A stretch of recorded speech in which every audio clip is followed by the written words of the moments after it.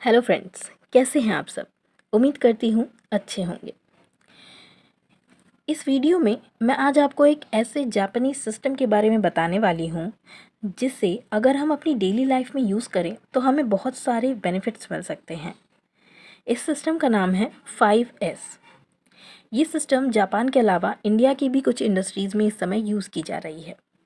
लेकिन आपका ये सवाल होगा कि ये 5S आखिर है क्या और इसका इम्प्लीमेंटेशन कैसे किया जाता है। सबसे पहले आपको ये जानने की ज़रूरत है कि 5S एक्चुअली क्या है। 5S टर्म का यूज़ किया जाता है 5 जापानीज़ वर्ड्स के लिए जो कि S से स्टार्ट होते हैं। जी, ये जापानीज़ भाषा के शब्द हैं, लेकिन इन्हें हम सरल करके समझने के लिए इंग्लिश वर्ड से रिप्लेस करके समझेंगे। ओके, तो 5S में से पहला वर्ड होता है सीरी, जो कि जापानीज़ भाषा में जिसे बोला जाता है सीरी, और साधारण इंग्लिश में हम इसे कहते हैं सॉर्टिंग। ओके, अब इसका मतलब क्या होता है।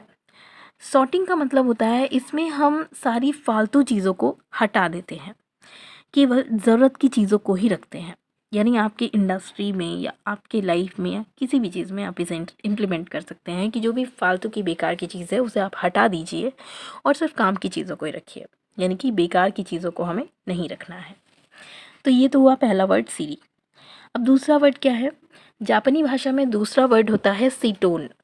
अगर इंग्लिश में कहें तो इसका मतलब होता है सेट इन ऑर्डर। अब इसका मतलब क्या है। इसका मतलब है कि प्रत्येक सामान के लिए एक जगह होनी चाहिए। जी हाँ, मतलब एक पर्टिकुलर जगह होनी चाहिए और सब कुछ अपनी जगह पर ही होना चाहिए।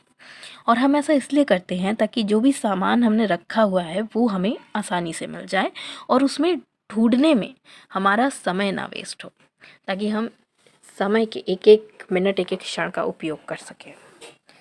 तो उम्मीद है आप समझ गए होंगे सेट इन ऑर्डर का मतलब क्या होता है। चलिए अब आगे बढ़ते हैं तीसरे शब्द की ओर। तो तीसरा जो एस है वो रिप्रेजेंट करता है, अगर जापानीज़ भाषा की बात करें तो जापानीज़ भाषा में ये रिप्रेजेंट करता है सिसो। यानी कि अगर इंग्लिश में समझे तो उसका अर्थ होता है शाइन। इसे चमकाना भी बोल सकते हैं आप। अब इसका क्या मतलब है। इसका काम ये होता है कि हमने जो भी सामान छांट कर उनके लिए जगह बनाई है हमें उनकी साफ़ सफाई भी करते रहना है। यानी कि हमें उन्हें हमेशा साफ़ रखना है, क्योंकि साफ़ सफाई जो होती है, अब चाहे चीज़ों की हो, चाहे हमारे खुद की हो, चाहे हमारे विचारों की हो, ये हमारे जीवन में बहुत इम्पोर्टेंस रखता है।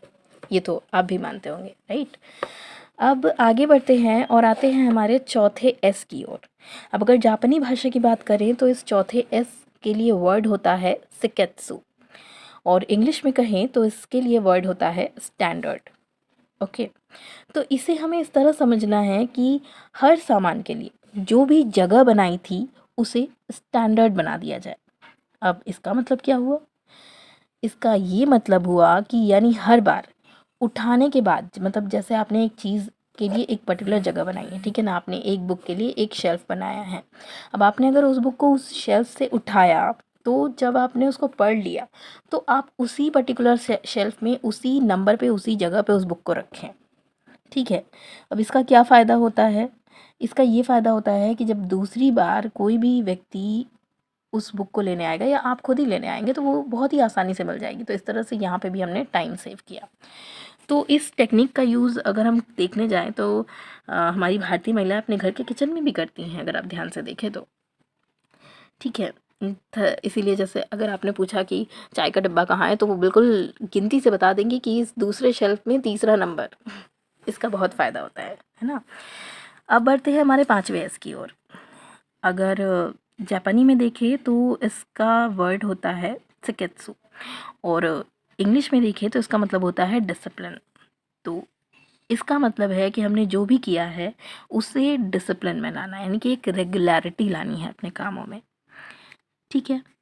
तो आप स्क्रीन पर देख रहे होंगे कि पहले ये आदमी कितना परेशान लग रहा है और इस सिस्टम को, मतलब इस 5S के सिस्टम को फॉलो करने के बाद ये कितना खुश दिख रहा है। मैंने 5S को शॉर्ट में एक लाइन में भी समझाने का प्रयास किया है, जिसका आप स्क्रीनशॉट ले सकते हैं। आपको दिख रहा होगा स्क्रीन पर। तो ये थी एक जानकारी जापानीज सिस्टम 5S के बारे में। उम्मीद है आपको पसंद आई होगी और आप इसका इम्प्लीमेंटेशन भी करेंगे। वीडियो अगर पसंद आया हो तो प्लीज़ लाइक कीजिए, अपने दोस्तों के साथ शेयर कीजिए और चैनल को सब्सक्राइब कीजिए। Thank you so much.